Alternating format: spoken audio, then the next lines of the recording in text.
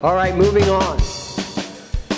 Our next inductee, I just met for the first time, though. I had connection to him back in the early days. I'll get to that. But talk about somebody that is just doesn't want anybody to think that he's done anything special, or he thinks that, you know, he just did what he did and that's what happened. But our next inductee, ladies and gentlemen, Bill Feinberg. Yeah.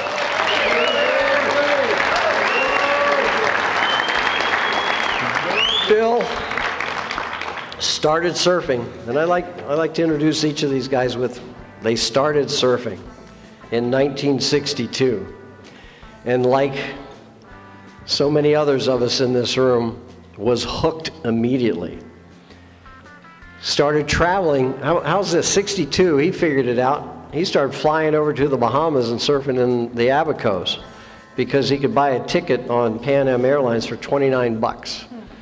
He was already decided that Miami was not the place to be. Let's get out of here and go surfing in the Bahamas. Absolutely awesome. And what do you do if you're hooked on surfing and you want to continue to do it? Well, let's make a few surfboards, see if they sell. He started making surfboards, doing it all by himself. Shaping, glassing, polishing, the whole 9 yards. And suddenly, he couldn't make enough. Had to hire some people.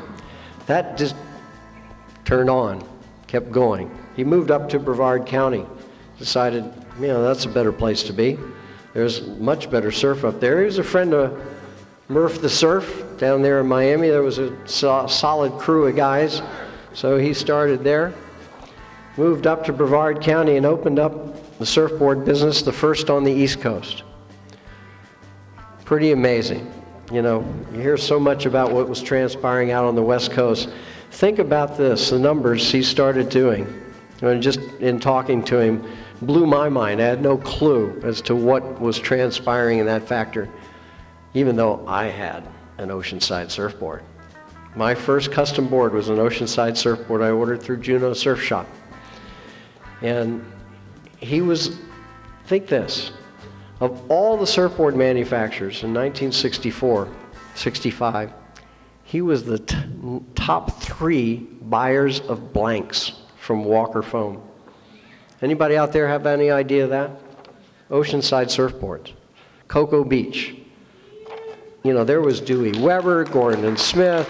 I mean, think of the names in California, and Bill Feinberg was working his ass off.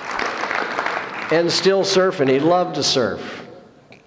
He opened his first shop in 1968, right up there in Cocoa Beach. What an icon.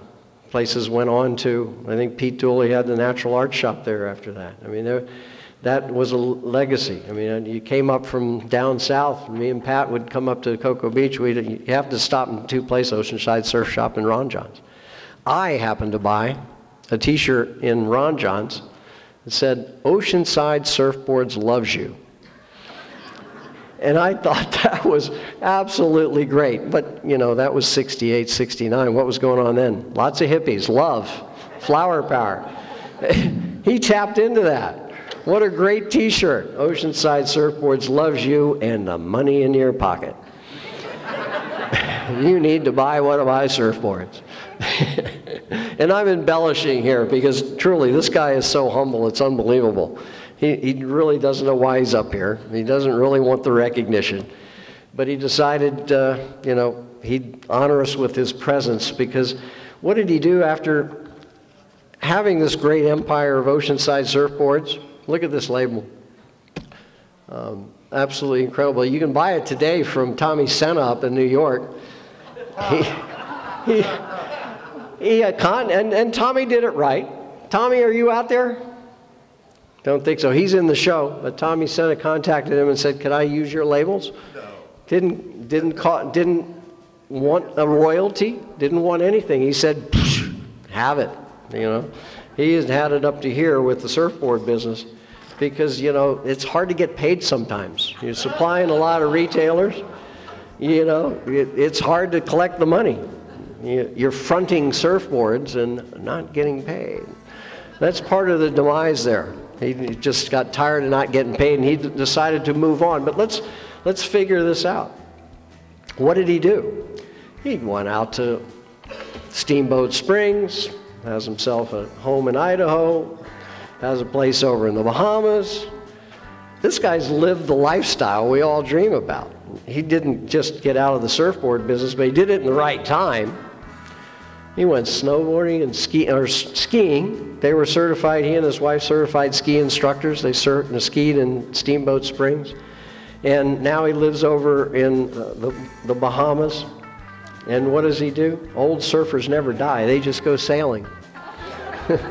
He's a sailor, avid sailor. He likes to dive. He likes to fish. I mean, it sounds to me like he's living the life. Ladies and gentlemen, I give you Bill Feinberg.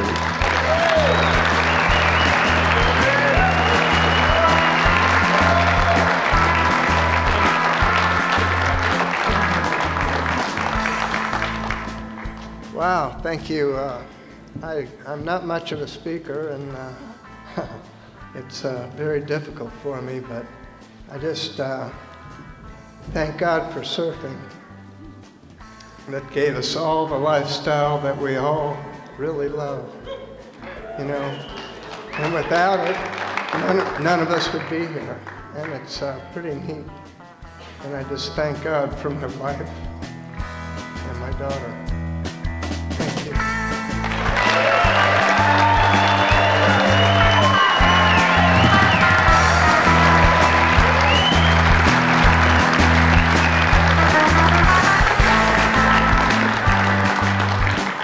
I told you.